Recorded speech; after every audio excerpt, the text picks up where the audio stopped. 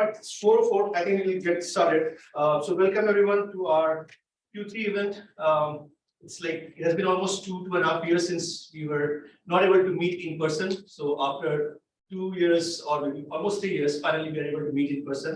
It's a hybrid one. So there are a few people who have joined online, and then we have a few folks here. So today is action-packed agenda. We'll start with UI UX design. So Nick will walk us through UI UX design concepts and how we can use that for building Tableau dashboards. That will be the first topic. Then our team, Cathy, Monisha, will walk us all through Tableau tips and tricks. What are some of the common things that you can use that will help you build a nice looking dashboard? That's agenda number 2. We have a Kahoot quiz.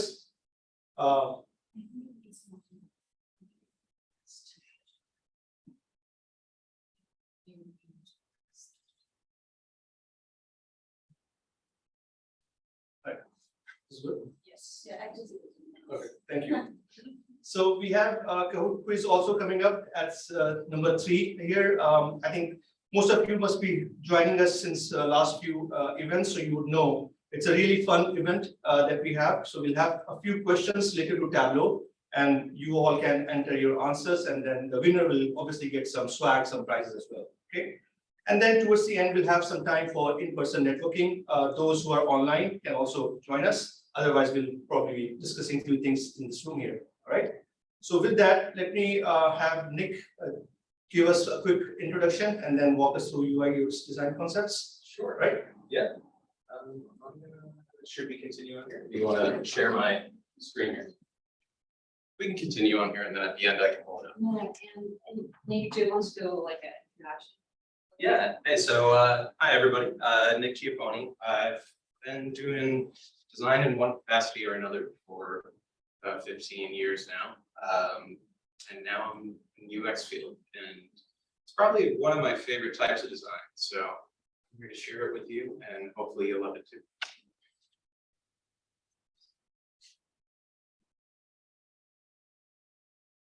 And will you share? Sure.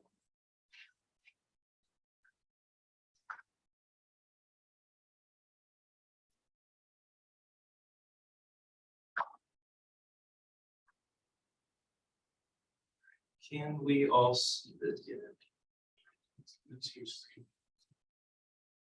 So people who are joining virtually can see it. Yeah, you may need to go to the Teams meeting.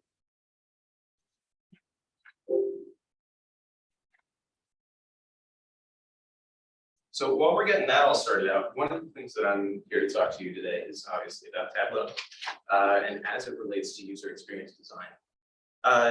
Tableau is, one of these things that's got preset components to it. So you think, why do you need UX for it? You've got preset components all built. You can put them in there. But we're going to talk a little bit about the process behind how to design specifically for a type of user today. We're going to talk a little bit about also, what does their journey look like as they use the product that you're building. And we're also going to talk about how do the different services and integrations that we're putting into Tableau. Cool. How do these services and integrations that we're putting into Tableau, how do those work in? This in my pocket. Hang on 1 second. Maybe really loud now. All right. So how do the services and integrations that we're putting into Tableau, how do they work with,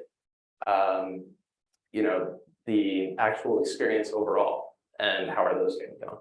So without further ado, let's see if that works. First of all, I'm going to start with some inspiration. Always design a thing by considering it in its next larger context.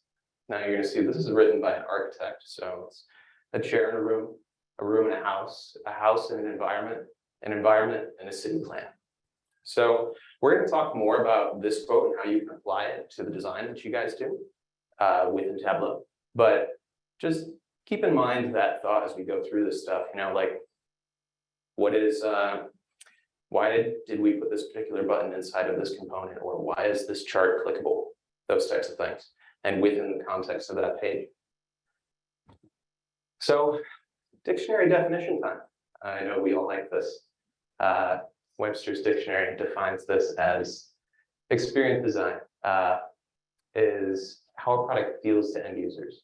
Visual design is how a product looks.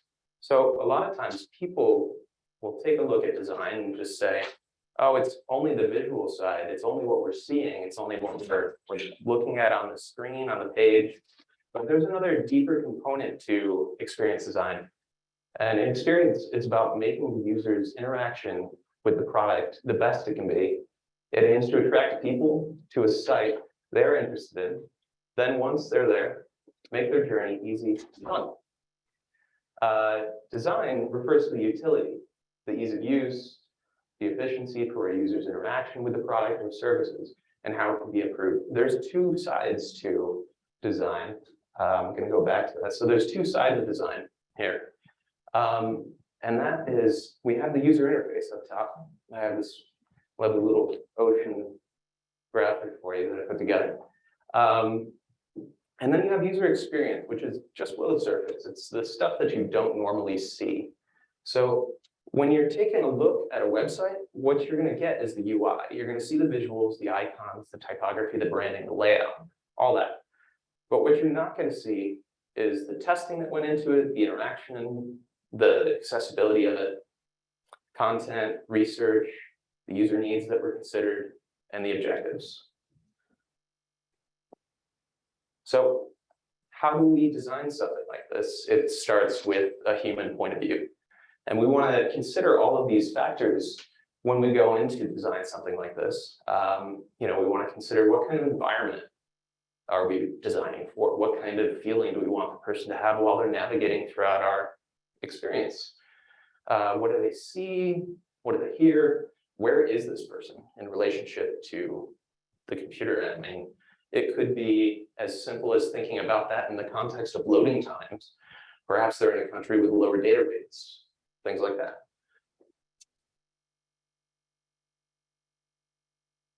So where do we start? We start with understanding the users. Good.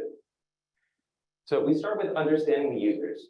And there's quite a few activities and things that you can do in order to understand your users. But generally, having a deep connection with who you're building for in the back end of, or at the end result of this, is going to be really important to keep in mind throughout the process. And that's, for reasons that, you don't, when you build something, you should always consider that end user as the main person who's going to be interacting with it. They're probably going to have to sit there 8 hours a day and work with the tool that you're building. So it's really important to keep them in mind as you do it. It's not just something that you're getting done. It's, something that you're building to help somebody else's life. So how do we get in touch with the users here? We do qualitative analysis, quantitative analysis, and then from those analysis, we can build out personas and user journeys. So qualitative is talking to people, sitting down, having a conversation, getting to know them, their daily life, their routines. All that's really important in integrating into the product. Quantitative is the other side that you guys are probably a lot more familiar with, which is taking a look at the analytics and dashboard, taking a look at the number of users, all that types of data. And then you can combine this into a summary, kind of like a report, where you come up with a persona at the end of it and a user journey. So based on the data that you've received, a persona is, some people like to think of it as this thing that's just a made-up person that uses X product. But when you use data to support a persona, it really becomes a pretty good reflection of who's going to be using it on a day-to-day basis. And then last up, what you want to do is map out what their journey is like. Even before they use that product, you could imagine the experience of how they should ideally use the product, even before you start building anything. So Nick Giapponi comes into a room, he wants to put the projector up, he walks over and he puts the projector up somehow. But, so user journeys aren't just a thing that you have to do after you've designed a product. You can think about it in the context of before and kind of like the dream that you want the product to be. Assessing the current state and anticipating future needs. Competitive analysis, heuristic evaluation, research synthesis, service blueprints. These are all words that may or may not sound familiar to you. So what this is taking a deeper look at research. What are the best practices that are currently out in the environment? Who's created the best-in-class experience? What have they done? What have they incorporated into that? That's all competitive analysis. You can take a look at best practices and let those learnings inform you in your build, because I mean, not one person can think of everything, you know. So heuristic evaluation, that's another technique that I like to use as well. The heuristic evaluation is when you take a look at a website, it's kind of taking a step back and saying, okay, how does somebody use this? So you could use this technique after you build a product and take a step back and walk through it again as a user. How is this person going to navigate this? What are they doing in day-to-day? Is that as easy to find as I thought it was going to be? Research synthesis, this is the output of all of this. And clients love research synthesis reports, like really a lot. They like to see that the design that you're building or the product that you're giving them is backed up by tried and true methods. And it really adds an extra level of confidence to the types of builds that you put out there in the world. And last up is service blueprint. You guys are gonna love this one. It's very technical. It's going to be, basically it's a diagram that maps structures, technologies, and people and processes all in one go. So how does X integration in Tableau affect the work stream of this person who's going to be using the product? What are their interactions with that plugin? Does it make connections to anything else within the Tableau dashboard? So these are just a couple things here about XD. I'm going to speed this up here. So building research and understanding, put designs in front of users early and often. This is actually a very important thing that a lot of people miss. We don't have to jump straight into the build environment when we start to give clients concepts and start to give people things to think about. You can just wireframe things up and think about it from that perspective, even if they're not that deep, or prototypes. For example, prototype would be an interactive wireframe. And last up is usability testing. So when you're all done with the product that you built, go through it again. Make sure you've done all the requirements the user may need. You guys probably know this best as QA, but QA is another piece, or usability testing is another piece that you can incorporate in QA as well. Just make sure all the stories that you've written out are good to go. So I think most of us here are Tableau users. Yes. And you must have used some of these concepts either while designing your dashboards or learning how to design dashboards in Tableau. Have you heard about like these terms that Nick just walked us through, like how to create wireframes, how to create prototype, what is usability testing? Have you used those concepts? What has been your experience, and anything in particular that you would like Nick to walk you through or maybe provide some more details on? Anything that you experienced there? Anyone? Well, has anybody ever used these types of methods before, I guess, in relationship to the work that they've done? Right, because there are like different methods of creating Tableau dashboards, right? One is you have the data set, you just get into it, design the dashboards, and then be ready with that, right? But then there will be a more methodical way of designing Tableau dashboards, which will be using some of these concepts that Nick is walking us through. So just wanted to understand if you all have some familiarity with that. So we have a course currently called Visual Analytics, and in that we build dashboards on the data we have.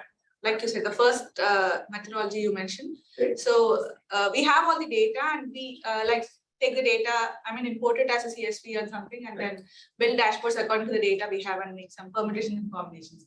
That's it. And everything which Nick is telling now is like kind of all new. Okay. So I'm thinking that anything that Nick is walking us through will be extremely useful, but because when you go to a client or you have a specific project need where you have to design some dashboards, not just one dashboard for the project purpose, but multiple dashboards, right? These design concepts, UI, UX design concepts will come in really handy. So we all have consultants, right? Nick is a consultant, Cathy, Monisha, all of us are consultants. And we have designed these Tableau dashboards for a lot of different clients, requiring different type of dashboards, right? So understanding these concepts was really helpful. So we were not only just jumping into Tableau dashboards straight away, but understanding what exactly the client wants from us. Can we create some sort of a prototype so we can take it to them and show them, is this what you envision? Is this what you want us to build? So understanding these concepts was extremely helpful. So I think Nick will do a great job in explaining that to us. Thank you. Thanks. Yeah, sure. Do we need to unmute or?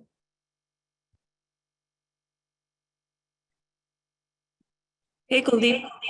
Yes. Oh. Yes. Oh, yeah, I just wanted to chime in with that as well. Thanks for sharing that, Nick. Wireframing definitely goes a long way in creating, start working before you start work kind of situation. And one of the advantages of wireframing also is that you can come up with multiple options to share with the client to actually go through before you actually start building stuff out in Tableau. And especially when you have multiple stakeholders to work with and not just one person, then wireframing is definitely one big key part of that. Of course, sometimes, you have to be careful with wireframing also, because sometimes people get stuck in the weeds as to like, oh, why does this number show this number? And then you have to remind them that, oh, this is just a picture. So yeah, wireframing definitely does go a long way. Yeah, absolutely. No, and I hear you. I've run into that kind of situation before where you have to always be like, I'm just showing you what it might be. Don't worry about it. Don't worry about the numbers. Thank you very much for that. No, that's also a very helpful concept too. So since we're running shorter on time, we're going to jump into this really quick. So because this is going to be the most important part to you guys is how does XP apply to Tableau? Personas, user journeys, service blueprints. So those were three of the key concepts that I mentioned earlier in an overview of experience design. Personas, as we mentioned, they are who a person is.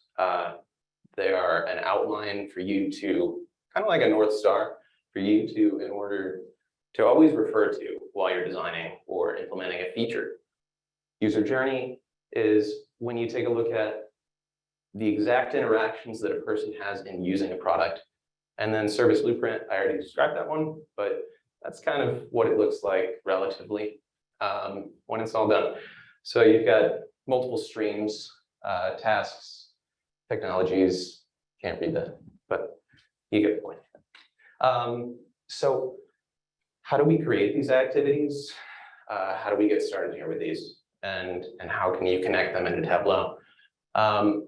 One key feature to think about is this an existing Tableau dashboard? Do you have something to work with already? Or is this an entirely new implementation that you're just gonna imagine into existence? So we have two work streams for you to take a look at based on that. If you have an existing implementation of Tableau and the client wants to do something to change it, even if it's not exactly in the requirements always, you can take a look at a current state service blueprint. So current state service blueprint is taking into account everything that's going on in the entire product as it sits right now. And from current state service blueprint, you're able to then imagine how and see visually on a map how you could take steps out of a process in order to accomplish the same goal, or how you can connect technologies or what technologies are redundant within the system. So they're pretty handy to be able to go ahead and take a current state blueprint. And that will then inform a future state service blueprint, which you can present to a client and say, hey, we see that you're doing things this way. We believe you can do it better. And here's how. And then you can run through that with them and walk through all the integrations of how that may work. Last step in the process here is wireframes. So once you are successful in talking to the client, they're going to be like, well, show me how that's done, because that future state blueprint sounds amazing. So they'll ask you for wireframes. I'm going to show you guys a library that you can get started with wireframing in a little bit, but let's run through new implementation. This is the whole bag here. You're basically going to want to start with research, that quantitative and qualitative research, personas, user journeys, service blueprints, and then going to wireframes. This is because if you don't start with a new product by considering the user at the end, or say you consider the user at the end of that process, you're going to end up with something that was designed for somebody else, other than the correct person that you're looking for. So identifying that person first through researching personas and user journeys is really key to that process of creating a service blueprint. So XD and Agile. Everybody here has probably worked in Agile in one form or another. Where does experience design come in an Agile process? This, to me, all the stuff I've talked about sounds like a lot of work for somebody. And Agile is 2-week sprints, maybe 1-week sprints, maybe 4 days. So taking a look here, this is generally in the center is this Agile space here, where we're running through sprints, we're doing backlog refinement.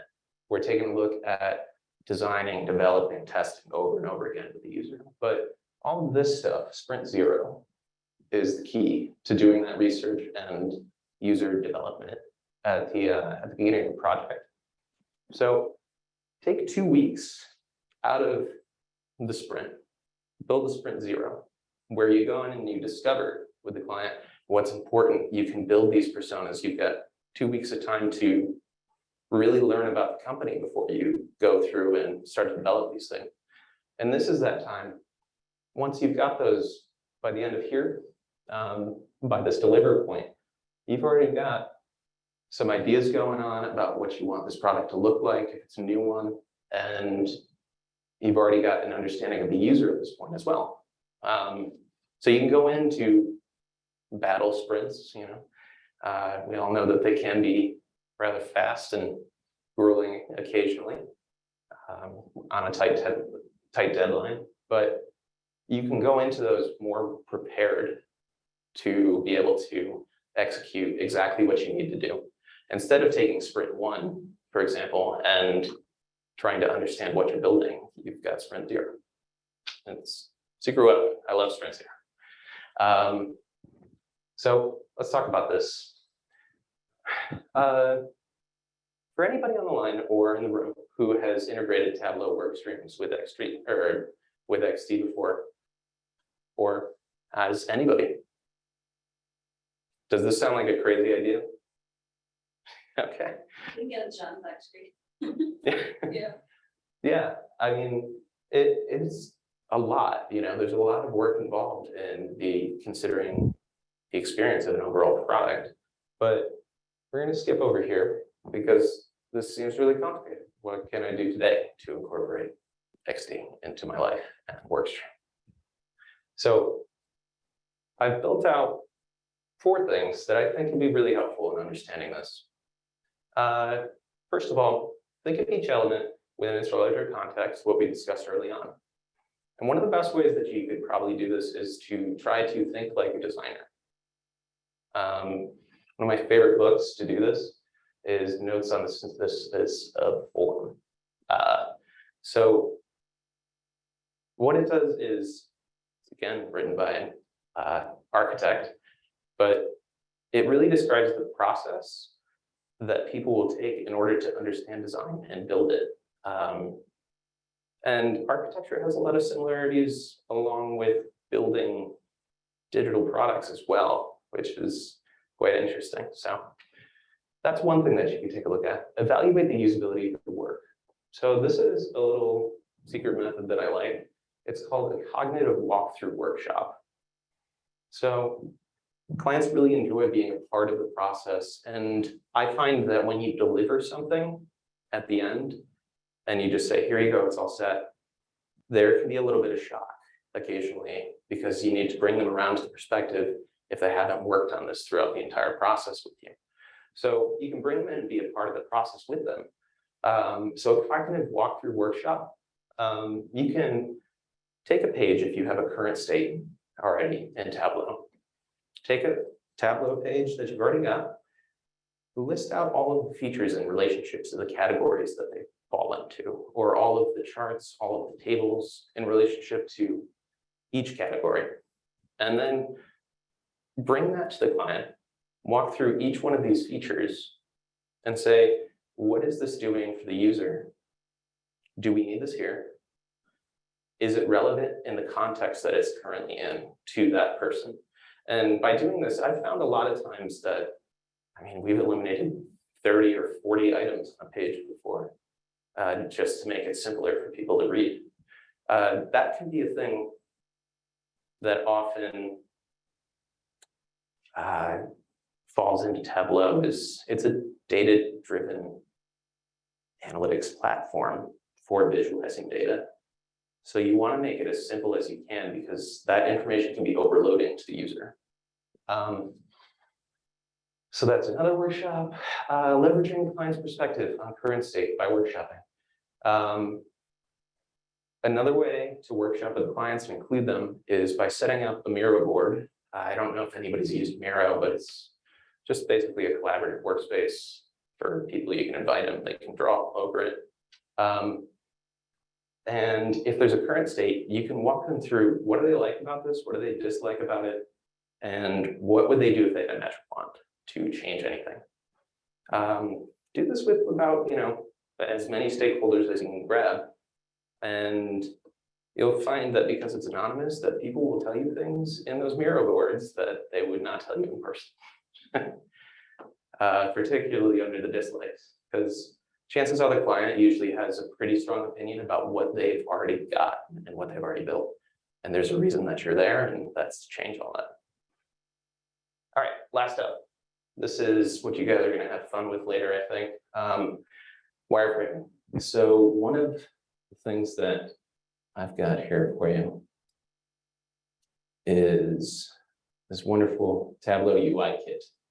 So the Tableau UI Kit is basically just all of the components of Tableau that already exist in Figma for you to wireframe. Let me pull Figma here. So when you go in, you can load it up into a Figma file. Now, this comes with a prerequisite that you need to learn Figma. It's very easy. It's really just once you've learned Figma, or once you've learned Sketch, or once you've learned Adobe XD, or any of the countless other ones that I'm missing, they all have generally the same way of working. So it's pretty easy to get a handle on it, but you can come in here and you've got components, component styles. So you can pull in charts that are pre-made, and this helps you to easily build out, you've got color palettes. This is color palettes, which you preload in Tableau and pull out. Makes it easier than trying to list everything out. You have all the icons in here as well. And this preliminary data, that's all loaded in. So it's a very easy way to wireframe in just a couple hours with, the right amount of shortcuts on your keyboard. So, all right. So do we have any questions about any of the stuff that we've gone over today? I think that is just gonna about do it for me, and I'm out of time. So I'd be happy to take questions on anything that we saw today. Also, if you'd like to talk more about this, or if you have anything that is on your mind, burning questions about XD and Tableau, feel free to reach out to me. I'll put my information in the chat. I really like the evaluation work usability, because client works with clients on the dashboard. Sometimes they don't know what they want, and show them all the different possibilities, and they will know what they don't want. And Yeah. it helps off from the board, and then eventually you will have your prototype. Yeah, and it's really easy to be able to whittle things down without, I mean, I've seen people do Salesforce implementations where they actually were developing the wireframes for it live with the client. And that is so much stress on a person to sit there and develop with somebody over your shoulder. You know, it's just so much easier to be like, all right, let's take this piece, we'll put that there, you know? So, thank you, yeah. I also like that Tableau UI kit that you showed, because when we are designing, let's say, prototype or wireframes for any of our clients, we can come up with any designs, right? Any type of charts which may not be applicable to even Tableau. But since we are using a Tableau UI kit, all the color palettes, all the bar graphs, or the chart that we're using will be something which can be made into Tableau. So I think that's really a significant factor. Yeah, and even if you're actually working with a designer on a project, say when a stray one comes into your development project for Tableau, you now are armed with this information to be able to share it with them, because not a lot of designers out there in the world are very analytically engaged in software development types of work. A lot of the stuff that we do is custom, and we get to dream up stuff and say, hey, build it. You know, so this puts a little bit more power back in your court to be able to say, like, here is exactly what we need. So, yeah. Yeah, I Yeah. was about to ask that. Is the UI kit integratable to the regular Tableau software, or the one you just showed? Let me pull it up again. So it has all of the pieces of Tableau, but it is in a software called Figma, which is this guy right here. So I will also put the Figma link in there as well in the chat. Yeah, but I don't know if it's free. I think it costs money, but It costs. it's an easy expense. No, I mean the value that you would get out of, and the time that you would save from being able to do something like this is easily worth this one-time investment that you put into it. A lot of these, you know, somebody spent thousands of hours building this UI kit, so it's just kind of a return the favor, you know. Do you know if, okay, do you know if any, like there are any like free tiers or something which we can use to get started, like free licenses for trial periods or something for this? Yeah, so Figma itself is free. You can build files in Figma for free. Adobe just bought it, so I don't know how long that offer is going to last for. So, but Figma is free, and this version of the UI kit that I have here, they give you a demo version of it as well. I don't know what extent things are locked inside of here, but you can at least scroll through the components, get yourself familiar with it, and understand it before you buy it. Yeah. How can you use Tableau UI Kit in Tableau? So that's the thing, is you're basically drawing when you're using this UI kit. When you want to bring it into Tableau, you will have to develop these features, but the basics of it is that you have a quick way to be able to show your client before you have to go in and develop, so that everything is solidified, so that you only have to develop one time by the end of it. So it doesn't build itself in Tableau. Right. So oftentimes you'll have a requirement gathering session with your client or the stakeholders, right? As part of those working sessions, you'll understand their requirement, and then you can use this kit to develop what they are envisioning. That is what you will ultimately build in Tableau, but this is more like a prerequisite to getting a sign off on their requirements. So It's like a snapshot of what we want to actually build at the eventually, end. exactly. All right, anything else from anybody? Otherwise, I'll hand it back to Cathy. All right, thank you very much. It's great talking to you guys.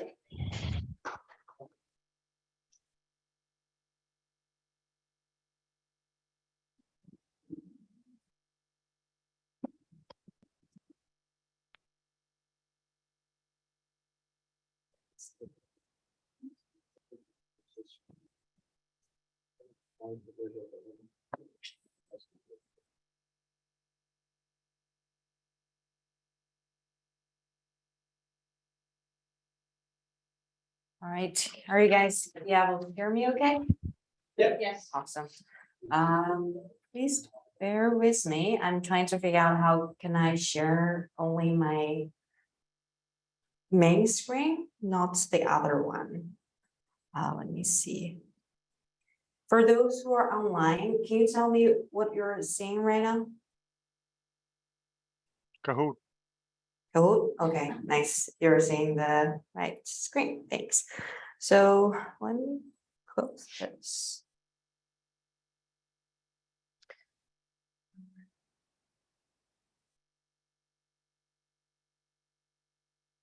Okay, so we're going to go through 5 tips and tricks today. First is customized color palette. We saw that color palette from the Figma kit, and we also can customize our color palette based on like the client's need, requirements, same organization, same. And in order to do that, everybody, when you download the Tableau, you probably already know this, is you will have your My Tableau repository created. And once you click that, you'll see a preference file for you. When you first download this preference.tps file, if you actually can edit it. In order for you to edit, you go with Open With and Notepad. I already added it for you. So you'll see this is more like an HTML version. You just need to add a different preference kit. You can provide your customized name and different type, whether it's regular or other sequential or diverging, and add your color. You can add as many as you want. After you added your preference, what you need to do is reload your Tableau software. And after you open your Tableau, you just click your color. Let me go to one color. There.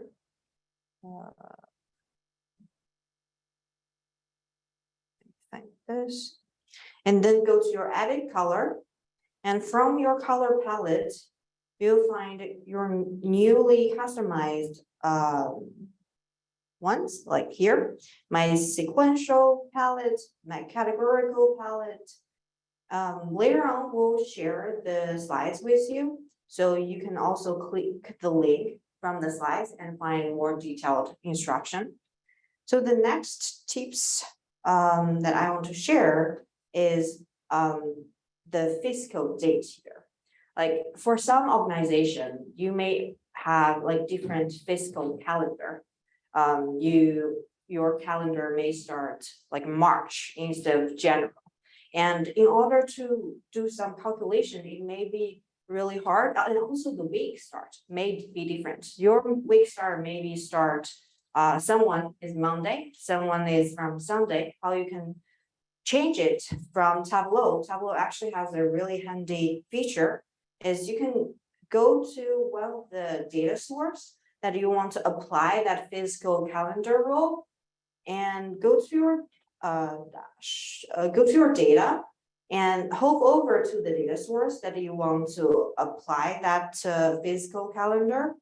Go to your data property and you will see we have the calendar, different calendar selections, and we can define the week start date and also fiscal year start. And also I can customize the date format as well. So by default, when you have a date like function, it will apply differently for your fiscal calendar. And if you want to apply this for different data set, you just click that data source and do the same for that one. Okay. Any questions so far? Okay. And another feature or tips that I really like, the other day I showed to Manisha, is you can easily copy a worksheet with the data source really quickly. So what you can do is right click the sheets that you want to copy. for example, click the copy that I have it here, and I have another workbook open, and I just want to merge it together. I can just simply paste it. You'll see, boop, this chart automatically show up worksheets here, and also my data source. So if you already set up like a data source connection, here it will bring up all of your data extract and the connections to this workbook. So you can easily merge and transfer your worksheets. And another feature here is previously they only can be able to like copy the worksheet. Now you also can just copy the format. So for example, you already have a template dashboard created by somebody, like maybe your best practice organization workbook created. There has a template for you to use, and there is a format. And how you can easily copy everything from that is you can copy the best practice format, like copy formatting, and paste to your own workbook. So in your organization or in your team project, somebody created a dashboard as a template. You can leverage all the font size, color, and even the structure of the dashboard. So for example, you have the theme, you have the title, you have maybe icon and different boxes here. So you can easily just copy this and drop in your own workbook and work from there. Okay. And another one that I want to go to is sometimes we got the requirement is we have this bar charts, right? For a different category. We create a bar chart and we apply a different color to indicate whether that's furniture, office supplies, or technology. And what if, for example, our clients say, I want to have a grand total for example, for central, and I still want to apply this category color to that. How could I achieve that? So what you can do is first go to your analysis, go to your totals, get your row grand total calculated here. And if you see the grand total here is the separate color, how we can actually show the furniture as blue, all office supplies as orange, is we can create a duplicate on this category. So what you can do, I already created one for you, but you can like right click your category and click duplicate. And then you just replace this, watch the magic happen. Boom.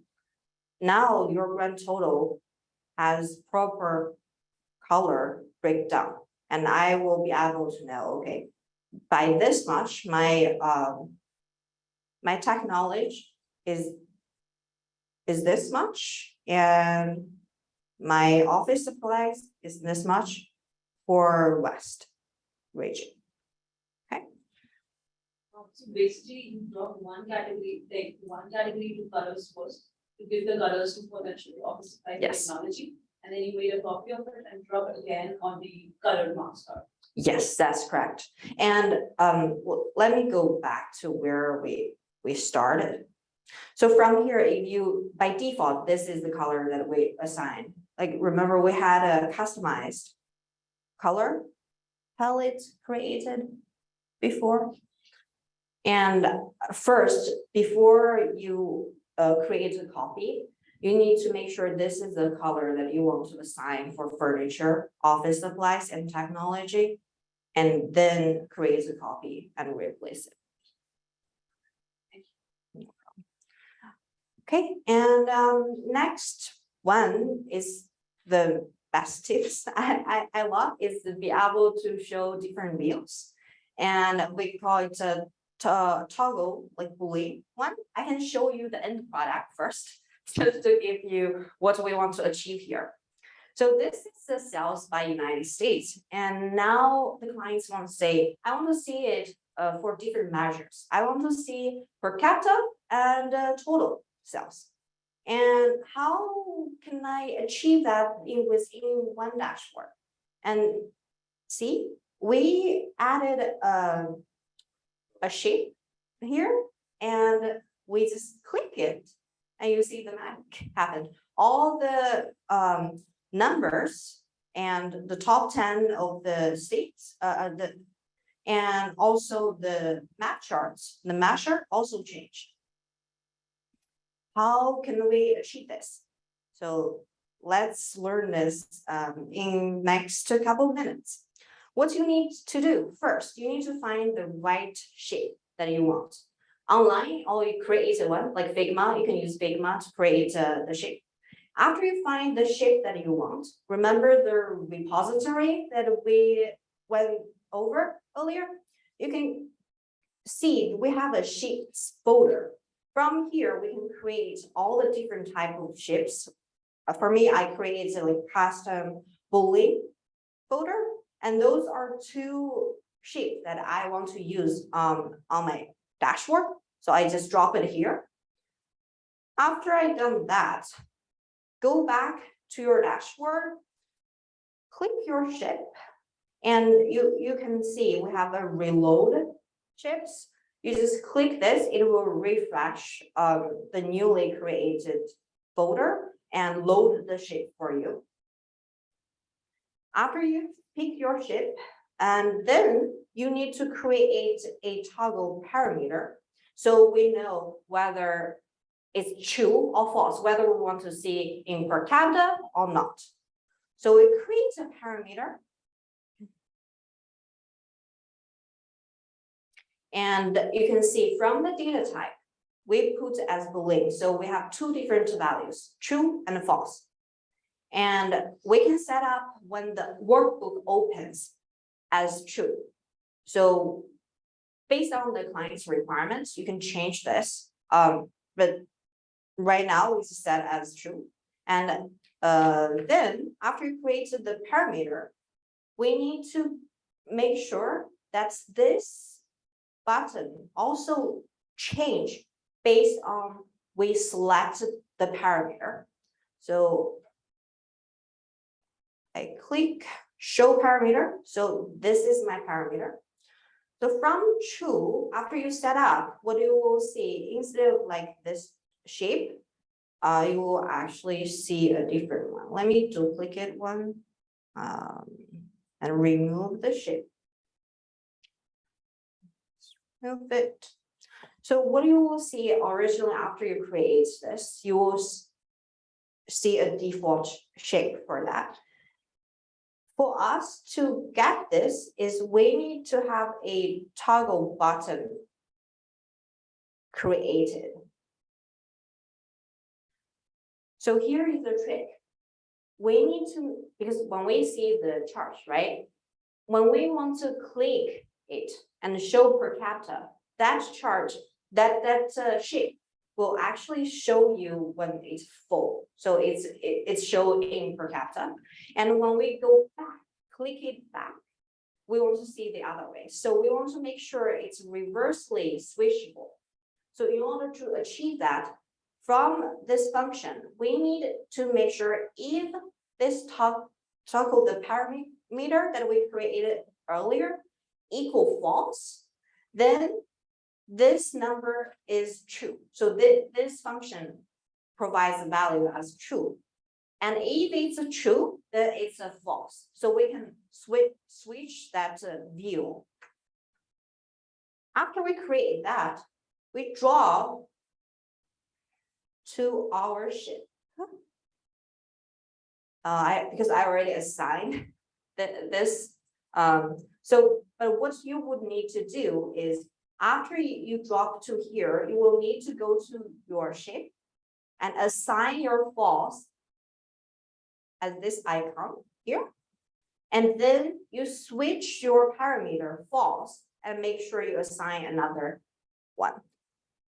After you've done this, you basically connected your parameter with your actual image.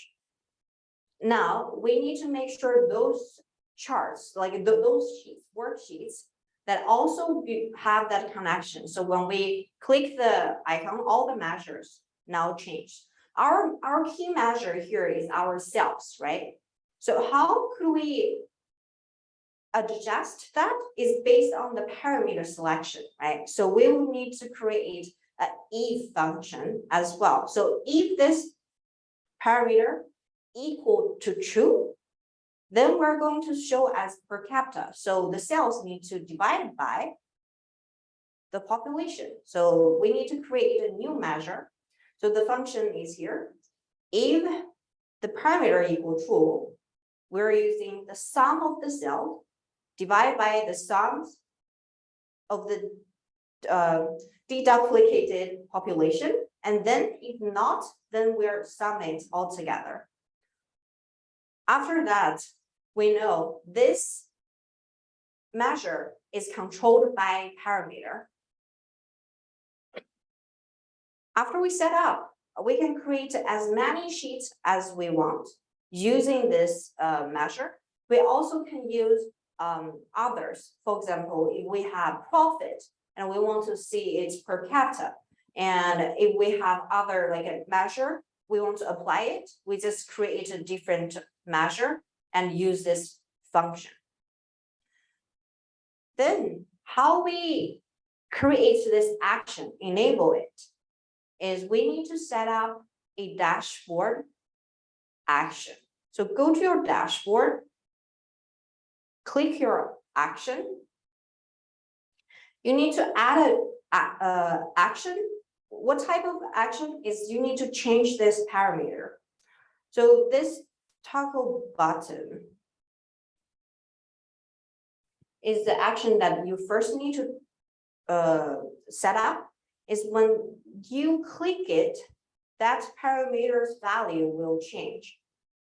So your target parameter, select it, and also select the source sheets that you want to apply.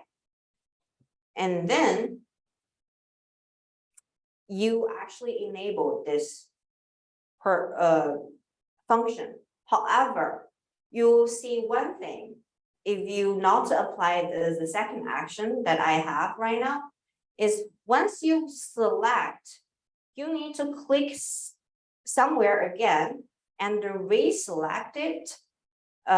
So it will show you the change, because it will always see the default, like once I made the change, it will remain as there and I need to deselect. So how could I filter out after I selected this button? So we need to have another action created, is automatically deselect button. So this one, if you see here, this little icon is telling you what type of action that you are creating. This one is a filter action. What you need to do here is whenever we select that button, it will just show all the values. So it's just deselect everything. And so next time when we apply that, it will simply give us the value that we want. So that's how you do the connection and enable this view switch on the dashboard. Okay. Hope this is helpful. And next, I'm gonna hand off to Manisha to have some fun time. Kahoot Quiz. Sure, go ahead. When we copy like one worksheet, can we do for a dashboard with multiple sheets as well? Yes, we can. We can select multiple worksheets and also dashboard. And if we are like fetching it from a server, does not require any authentication or something? It's fine. Like it will copy that. You probably need to re-enter your credential again. That connection that you built up will automatically. Thank you. Cathy, I have a question. Mhm. Like the one you have shown about having it reset to the default, like the true or false. Can we have something like that to be done to a video? Like it's an academic course for me, and we are trying to integrate a video onto one of the dashboard. And when we give the YouTube URL in there to play the video, the time when we switch to the next storyboard, what happens is it is staying at the end. We want the toggle to be present, going to the back, I mean to the initial stage to where it plays. Does this action, dashboard action help doing so? So is the story or is the dashboard? The storyboard, the page on the story. Like we have different storyboards, right? Yes. A slide on the storyboard. I'm trying to integrate a video into it. And what's happening is when I play the video, the bar which shows like the video is being played, it's staying at the end. In case I want to replay it, I'll have to like drag the bar. I see what you mean. Yeah, so you would need, so that's a YouTube, you would need to create a dashboard on it and Yes. then apply this feature. Yeah, that, And then oh, drag that to the story. okay. So this actions, dashboard actions on the dashboard will work on the storyboard. But you would need to have the dashboard first. Oh, yeah. Yeah, so create the dashboard first and then drag it into the storyboard. It will work. It is not working. I did It's that. not, No. you tried? Yes. But have you tried it, like, are you ingest, like, maybe offline, we can discuss more. Okay, sure. And during the networking session, if you have a laptop, happy to have some troubleshooting as well. Thank you. No problem.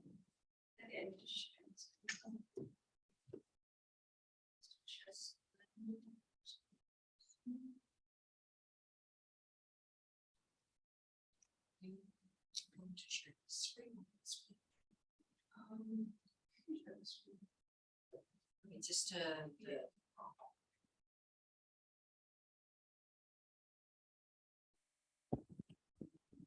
One, two, three, yep. Thank you, Cathy, for those tips and tricks. Actually, this toggle thing is gonna help me out because I think Monish, you were suggesting this thing, right? Yesterday, and I was, what's a toggle button? So yeah, thank you so much. So this is right now the time to earn some Tableau swags. So you can take out your cell phones out. I'll just make you go through what it's gonna be. So you just have to open Kahoot.it and then you just have to put a game code and there would be some questions. You just have to answer. The quickly you answer, you get more points, and then we'll have top 3 winners who will be getting some Tableau swags. So this is the fun time for us. I'll quickly start it. I hope the people who have joined virtually can see the screen. Yeah, we can see it. Okay, so you can take out your phone and just join at www.kahoot.it. And here's the game pin. It's 6689067. Yep, I can see Ellie, Pierre, Nina, Bonnie, Jennifer.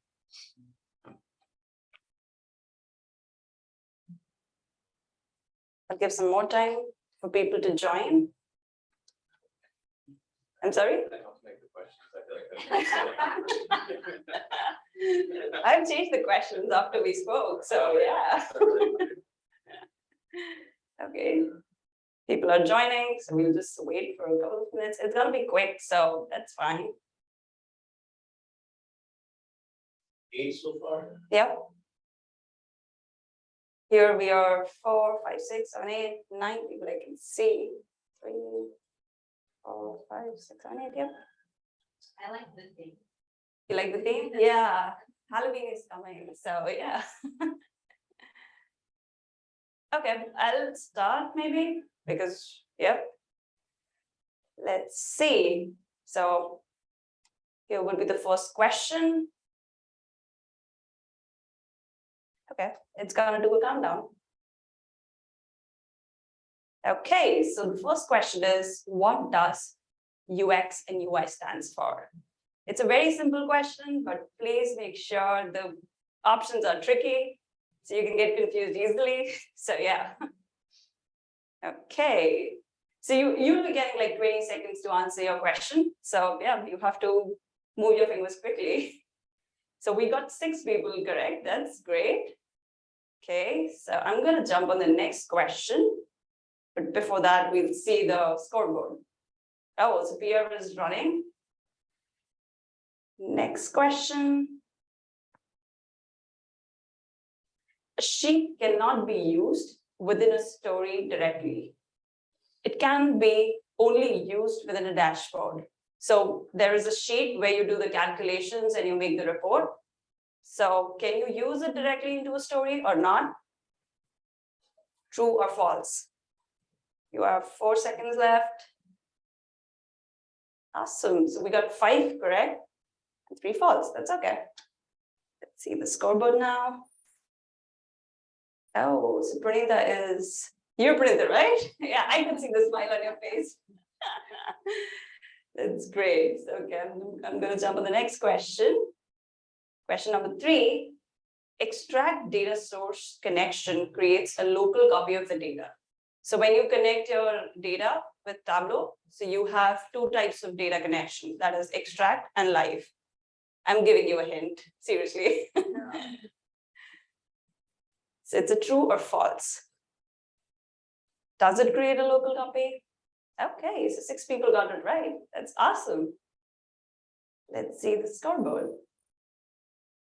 Okay, Pranita, you would have to move your fingers quickly now. Okay, so Rabani is on top. Next question. This is the second last question.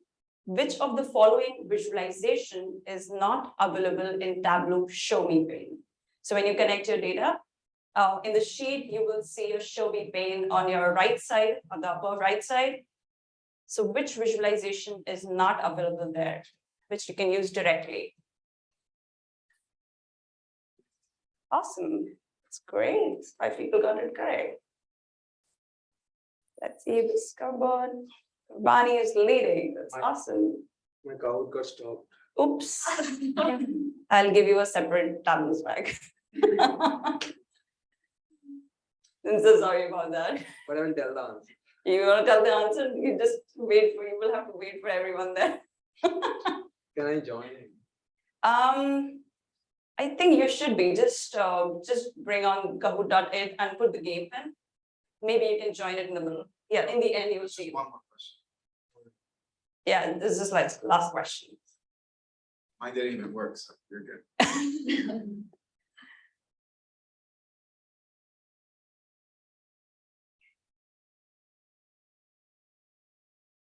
Are you in there? It's not yet. Okay. The game pin is 6689067.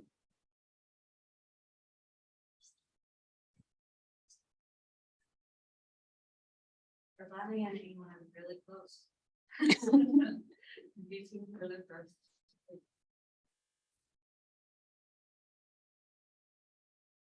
You will be able to join soon. I'm sorry? It's showing that you will be able to join soon. Okay, so maybe I'll just click on the next question and let's see. Wait for next time. Okay, so this is the last question. Might be a tricky one, so just be sure. What is a service blueprint? So if you have been attentive to hearing Nick, you would know the answer on this one.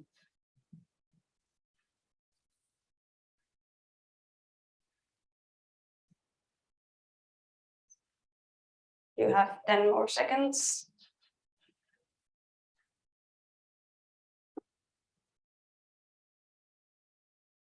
Awesome, 5 people got it correct. So let's see who is the winner of our Kahoot quiz. And third place is Meena. Oh, okay. Awesome. Second place is McCain. And it should be, oh, Renita. Awesome. Congratulations, guys. Congratulations to all our winners. You'll be getting some Tableau swag. I'll be contacting you. Yeah, congratulations. Yep, that's the end. Thank you so much. Manish, you want to take over?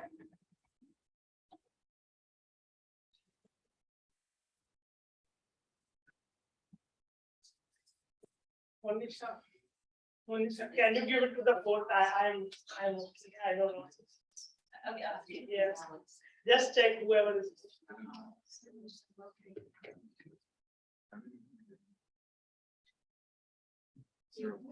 Yes.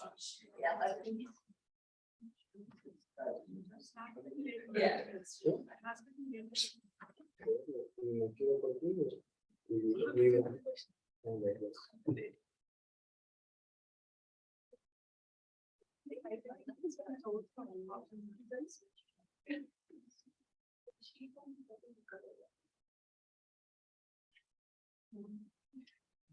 That's an investor factor.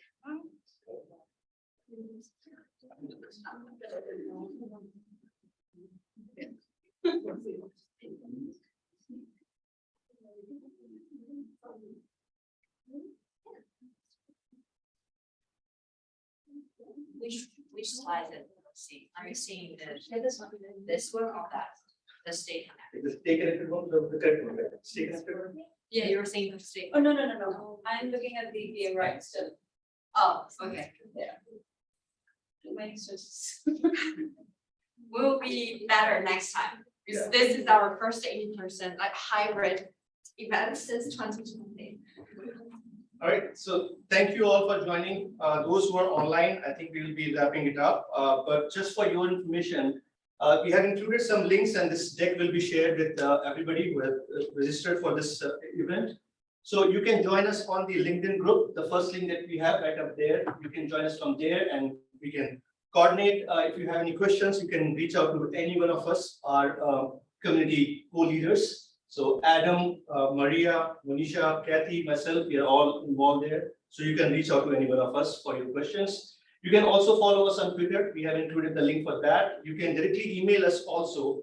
And that's that email address, Fairfield CD user group at outlook.com. You can connect us from there too, right?